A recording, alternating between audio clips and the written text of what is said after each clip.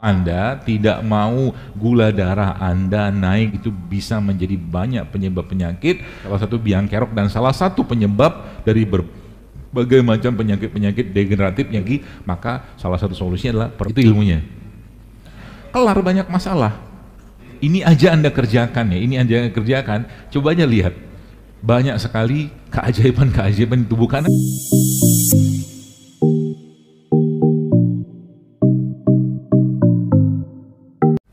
Kita ini kan sekarang yang dimakan oke lah halal, gitu. Kalau secara ketoyiban, toyib nggak? Nggak juga. Misal saya tanya, sosis misal, ada yang jual nggak di depan? Sosis itu makanan baik atau tidak? Hah? Hanya Allah yang tahu, Dok. Gitu jawaban solehnya. Wallahu a'lam, Masya Allah ya. Jadi kalau kita ngitung-ngitung tiap hari kita yang kita makan, sebagian besar semua itu gula, karbo itu ya tiap hari, sama minyak dan minyak, itu aja. Sehingga apa? Kalau bahasa saya itu akhirnya otaknya berkabut, lemot, diajak mikir, brain fog. Coba nih gambarannya, ada nasi goreng itu ya digoreng lah kan, pakai minyak. Satu ilmu pertama, karbohidrat kalau Anda goreng itu akan terjadi kenaikan kalori 2-3 kali lipat kalau digoreng. Itu yang pertama. Jadi orang zaman dulu udah bener dibikin nasi liwet, nggak digoreng kan, pakai daun pandan. Kita bukan pakai daun pandan, pakai apa? Plastik. Kantong kertas makanan itu dalamnya apa? Plastik loh. Bapak-bapak yang suka ke kafe-kafe, teman-teman mahasiswa yang suka kafe-kafe, Anda nggak tahu dalam itu tuh, dalam cup itu dalamnya plastik itu. Plastik kena panas sempurna. Sempurna membuat satu zat yang bisa memicu kanker. Udah. Itu plastik. Gorengnya misalkan pakai wajan aluminium. Muncul tuh mikro aluminiumnya dalam nasi goreng tadi misal ya. Seperti itu. Apalagi ibu-ibu yang masih pakai teflon.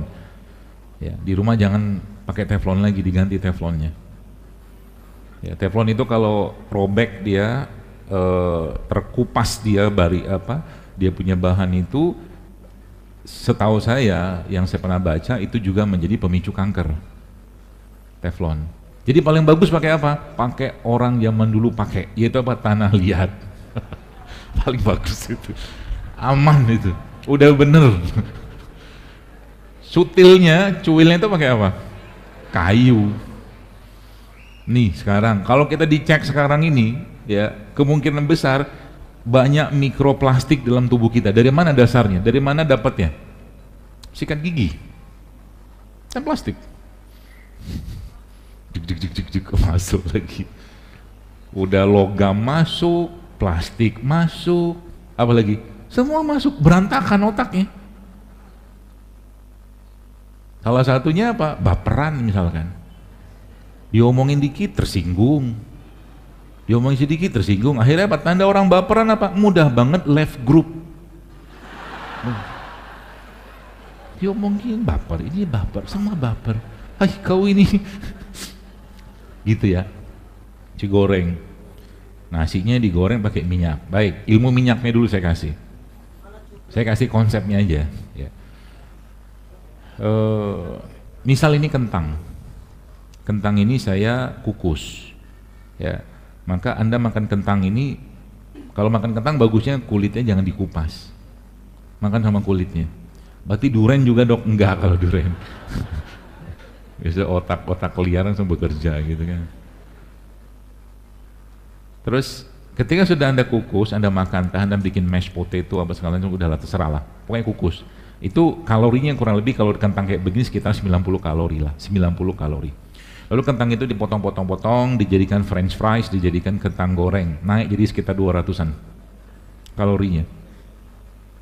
Berapa? Dari 90 ke 200. Biar kentangnya tahan lama, kita iris lebih tipis lagi. Jadi apa? Keripik kentang. Itu sekitar 300-an. Satu ini ya. Oke, sekarang mari kita belajar berhitung. Ada nasi goreng. Ada keripik kentangnya. Lu syukur keripik kentang non gluten, tapi ini keripiknya keripik terigu kan? Ya kan? Si goreng satu piring kayak begitu, udah kalorinya naik, ada minyaknya juga. Ini bukan mengatakan nggak boleh, bukan. Kita nggak bicara halal haram, bukan. Kita lagi naik kelas ini sekarang bicaranya.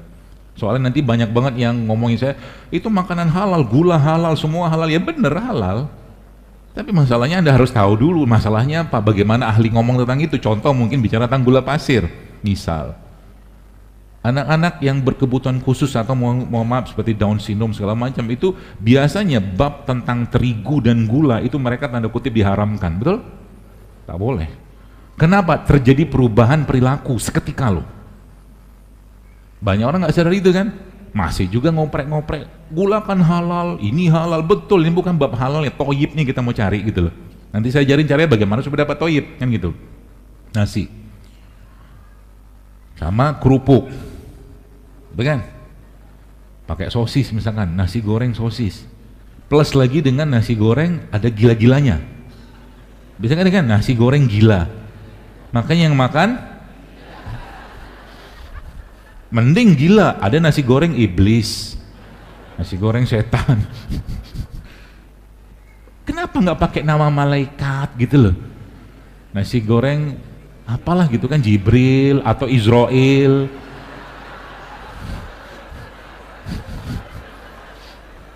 Setan, iblis kok tren banget gitu loh. Mie iblis. Ya. Jadi, oke, nasi goreng, dia makan pakai sosis, misal. Apalagi dalam itu? Ada hiasannya biasanya, yang menjadi pelipur lara bagi sang nasi tadi, yaitu daun selada. Apa selada ya? Selembar. Yang biasa dimakan nggak? Enggak.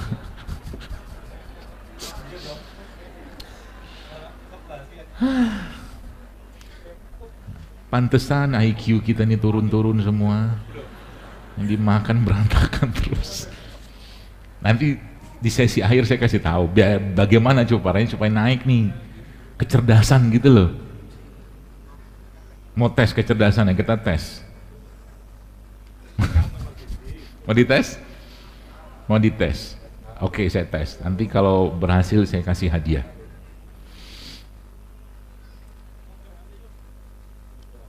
Nabi Musa tinggalnya waktu itu di daerah mana? Mesir, ya kan? Oke. Nabi Yusuf tinggalnya di mana? Mesir juga kan? Oke. Ini nggak bisa Anda buka di itu, nggak bisa. Buka di handphone nggak bisa pertanyaannya. Tak semudah itu Ferguson. Pertanyaan saya sekarang, apakah dalam Al-Quran waktu kisahnya Nabi Musa itu Allah ada menggambarkan kondisi saat itu dengan rajanya pada zaman Nabi Musa dan rajanya pada zaman Nabi Yusuf yang kita tahu tidak sama. Oke, ini pernyataannya dulu. Terus di zaman Nabi Musa Allah pakai kata apa untuk raja dan Allah pakai kata apa untuk raja di zaman Nabi Yusuf?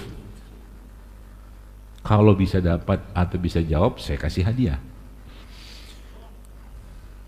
Abah, bapak yang kacamata.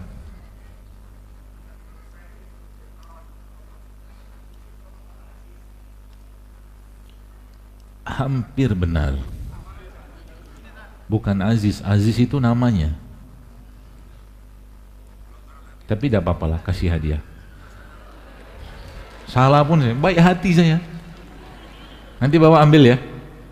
Udahlah pertanyaannya saya ubah. Tapi benar di zaman Nabi Musa raja itu istilah raja itu Firaun. Firaun itu sebenarnya istilah raja.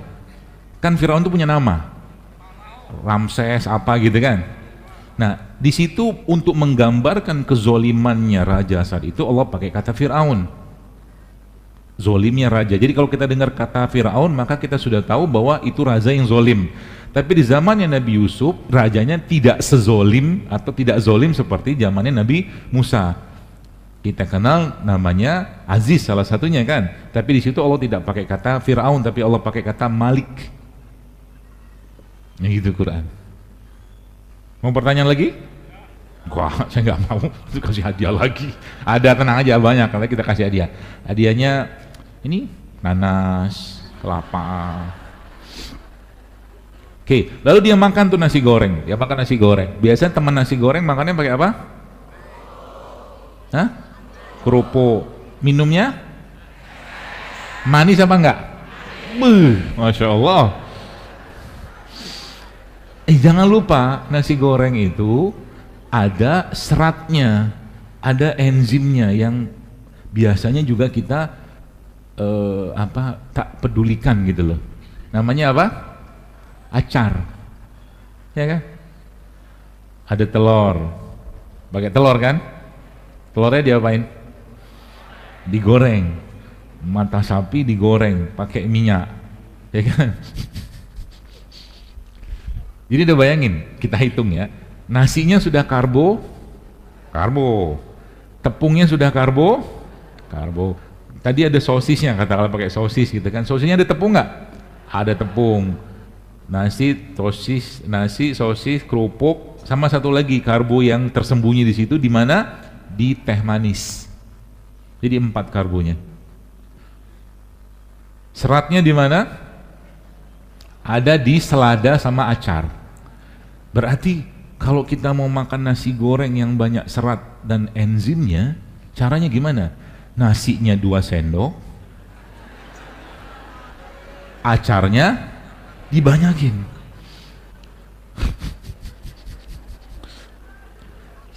Kan ini kan semua kan banyak mahasiswa ya. Saya termasuk dulu zaman mahasiswa makan mie, saya akuin makan mie, tapi karena saya sudah belajar ilmunya sekarang, saya tidak mau lagi dikerjain sama iblis. Tak mau saya. Tak mau. Sehingga kalau saya makan mie sekarang, saya pintar-pintar juga. Enak aja lo ngerjain gue terus. Dokter makan mie? Makan kadang-kadang untuk mencari rasa yang hilang.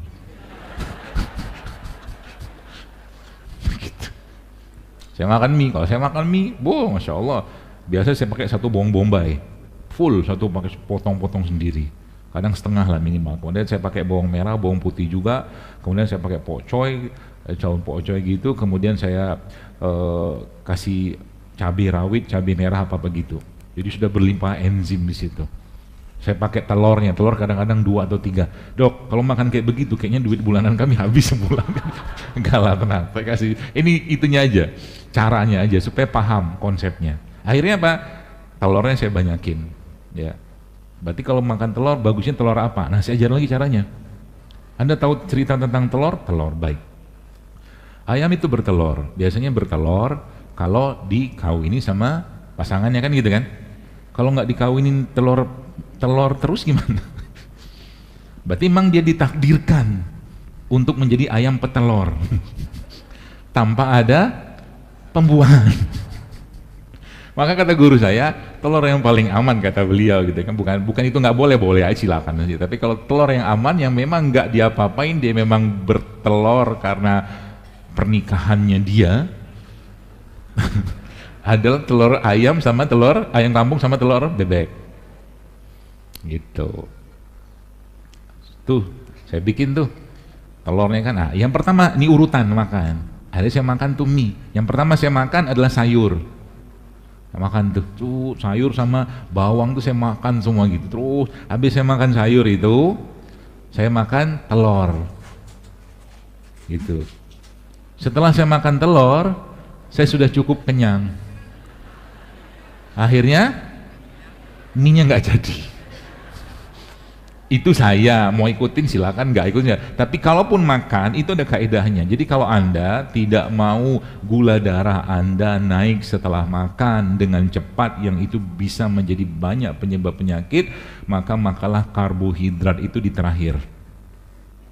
Itu ilmunya. Supaya tidak terjadi lonjakan gula.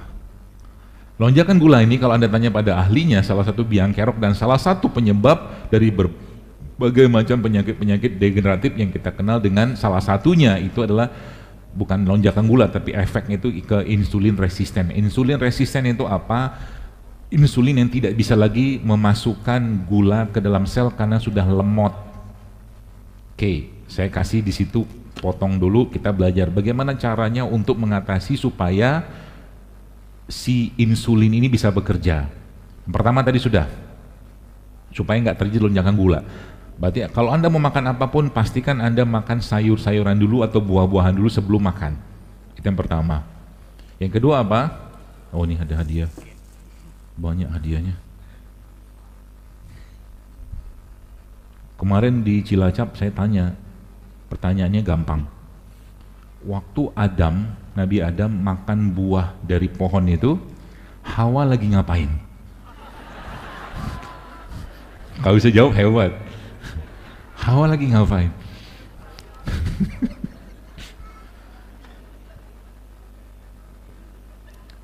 Lebih tinggi aja mas, biasanya nggak kelihatan. Ini ya, gitu. Ada yang bisa jawab? Ya apa? Dari kejauhan atau dari dekat? Kok ngerti? Wih, Masya Allah, berani jawab, dapat hadiah Bapak. Ya, Pak. Silakan diambil. Kalau nggak diambil sekarang nanti buat saya. Nanti ambil ya. Terus ada tanya saya apa lagi kemarin tuh ya? Lupa saya. Nanti pokoknya pertanyaan banyak lah nanti. Banyak hadiah mau dikasih soalnya. Terus ini kalau pertanyaan susah kalau ini. Pertanyaan kalau ini susah. Kalau bisa jawab keren. Berapa kecepatan buruk itu waktu berangkat dari Mekah ke Palestina? Harusnya Anda bisa ngitung loh. Karena disebutkan Nabi itu kan berangkatnya waktunya bukan pakai jam ya. Waktunya jam sekian. Sampai ke Palestina jam sekian. Ada loh, bisa dihitung kan jarak Mekah ke Palestina itu bisa dihitung. Berarti kecepatan buruknya berapa untuk Nabi sampai di situ? Ada yang mau jawab? Nanti saja. Saya udah ngitung soalnya. Gitu. 6 jam. Keleru. Oke, itu yang pertama tadi. Lalu yang kedua apa? Nanti Bapak ambil ya, jangan lupa. Terus glucose spike itu atau lonjakan gula itu, biang kerok banyak masalah di zaman sekarang. Ya. Berarti caranya supaya tidak terjadi lonjakan gula setelah makan, caranya gimana? Paling aman apa? Jangan makan gula. Terutama gula-gula yang gula olahan. Ya, gula olahan. Contoh gula olahan apa? Roti. Berarti kan gula olahan. Ada gulanya dan ada terigunya, kan gitu. Kemudian apalagi cara berikutnya? Cara berikutnya adalah sebelum Anda makan makanan-makanan yang tinggi gula tadi itu, kalau katakanlah belum bisa menghindari atau mendisiplinkan diri, Anda minum cuka. Cuka apa aja? Yang jelas bukan cuka dapur. Kalau cuka dapur sintetik, yang saya maksud ini cuka apel, cuka nanas, ya, cuka madu, cuka tebu, itu cuka. Itu yang kedua. Yang ketiga apa? Gunakan otot Anda setelah makan itu. Dalam bentuk apa? Entah jalan, nyuci mobil, bersihin jalan, nyapu jalan, ngepel jalan, misal. Atau masjid Anda mau, pokoknya gunakan otot setelah itu. Itu yang ketiga, ya kan? Kemudian apalagi caranya? Nah ini dia. Cara berikutnya adalah perbanyak otot dalam tubuh Anda. Cara memperbanyak otot berarti makan daging, dokter? Bukan. Latihan beban. Dokter, mohon maaf, beban saya sudah sangat banyak, istri, anak, suami. Bukan itu yang saya maksud. Ototnya dikasih beban. Ya. Iya, makasih ya Mas. Kok senyum terus? Ototnya dikasih beban. Ini beban. Tuh, 2, 3, sampai 100 kali. Kan pegel. Oh, udah pegel, bagus tuh. Dia kebentuk otot yang baru. Itu. Makanya dalam olahraga ada olahraga kardio kan. Ada olahraga kardio, ada olahraga beban. Nah, dua-duanya bagus saja. Tapi kalau Anda mau katakanlah sel-sel tubuh Anda atau sel-sel kita termasuk organ-organ kita tuh punya kemampuan untuk menyerap makanan lebih baik lagi, maka salah satu solusinya adalah perbanyak massa otot. Perbanyak massa otot. Berarti kalau ibu-ibu gimana? Nggak masalah, nggak bakal jadi steril kok, nggak bakal jadi koker gitu, nggak. Tapi dia ototnya berisi. Itu nggak gelambir-gelambir mungkin orang Jawa bilang. Ya. Kemudian apa lagi Bu yang bisa kita kerjakan supaya ini aja Anda kerjakan ya, ini Anda kerjakan, coba aja lihat banyak sekali keajaiban-keajaiban di tubuh, karena memang tubuh kita itu kalau benar bahan bakunya, bagaimana cara kita mengolahnya, kelar banyak masalah. Ya, kemarin di sana saya cerita juga ada orang yang subhanallah dari berat badan 115 kilo terus turun dalam 7 bulan menjadi sekitar 87 kiloan, modalnya cuman 3 atau 4 tadi saya sampaikan tadi tuh. Tambah satu lagi, jalan tiap hari 30 menit jalan, cuman itu doang. Jadi mulai sekarang coba dirutinkan berjalan ya. Berapa lama? 30 menit. Kalau bisa jalannya menanjak lebih bagus ya. Jadi kalau Anda di rumah punya treadmillnya itu nanti dinaikkan sudutnya itu menjadi sudut yang maksimal sekitar 15 derajat biasanya, nggak usah cepat-cepat, sekitar 3 km per jam aja kecepatannya. Itu Anda lakukan selama 30 menit, jadi patokannya 3, 15, 30. Kecepatannya 3, sudutnya 15, lamanya 30. Kerjakan tiap hari. Berarti kalau nggak ada punya treadmill, gimana tuh tangga kerjain. Itu efeknya Masya Allah spektakuler. Ya, tubuh kita tuh sudah mulai terbentuk, terbangun ototnya kayak begitu. Jadi itu. Nah, apalagi yang bisa kita kerjakan Bapak sekalian supaya tadi tidak terjadi lonjakan gula tadi ya. Yang tentunya sumber-sumber gulanya kita stop atau kurangi. Atau makanlah atau carilah gula-gula itu yang Anda kasih jaketnya atau pelindungnya, jaketnya maksudnya gitu. Contoh begini. Apa ya? Nasi lah, nasi misalkan. Anda makan nasi, boleh nggak makan nasi? Ya boleh lah. Tapi nasi zaman sekarang, jujurly, sebagian besar kan nggak punya jaket, nggak punya seratnya lagi. Habis semua dalam proses pengolahan tadi. Ya, apa yang terjadi Bu sekalian? Akhirnya yang terjadi adalah nasi tadi itu, atau ya nasi yang kita makan itu, setelah dimakan, zup langsung naik gulanya. Belum lagi digoreng loh, belum. Caranya gimana supaya nasinya tidak menyebabkan gula itu meningkat atau lonjakan gulanya sangat tinggi? Maka cara paling mudah adalah kasih dia jaket. Jaketnya nasi apa? Serat. Bagaimana dapat seratnya? Paling gampang Anda masukin ini aja, kayak visio kayak begini. Kerelaan nasinya. Campur sama nasinya, kasih minyak. Entah ini boleh, minyak zaitun boleh, itu yang pertama. Yang kedua apa? Anda kasih biji-bijian, masukin biji wijen, kacang hijau ke dalam nasi tadi. Atau kalau enggak kasih rempah-rempahan kayak begini, entah jahe, entah lengkuas kayak orang bikin nasi liwet tuh bisa. Atau kalau enggak nasinya, berasnya diganti dengan umbian atau beras-beras yang masih berserat. Contohnya apa? Beras coklat, beras merah, beras hitam, contoh ya. Jadi berarti simple dong, kalau mau hidup sehat simple, tapi godaannya yang berat. Nanti kita lihat aja nanti siang Anda makan apa. Kata guru saya, sebaik-baik ilmu itu yang diamalkan. Udah dikasih tahu kan? Udah dikasih tahu. Berarti siang nanti kalau Anda pergi makan ke warteg, Misal nasinya boleh nggak? Boleh. Kalau ada nasi merah, nasi merah. Kalau nggak ada, nggak usah pakai nasi, beli lauknya aja. Sayurnya, proteinnya, sambelnya, kerupuk nggak dulu. Misal kayak begitu. Kenyang nggak? Kenyang. Sebenarnya kalau Anda proteinnya lebih banyak, Anda loading, kenyangnya lebih lama karena karbohidrat itu bikin cepat lapar. Itu ilmunya sebenarnya. Makanya kalau Anda misalkan ya datang ke restoran, di restoran itu sebelum Anda makan makanan utama, tiba-tiba disuguhin sama dia kerupuk, roti-rotian, itu bikin Anda cepat lapar. Nanti habis dia makan lapar lagi, sehingga Anda pesan lagi.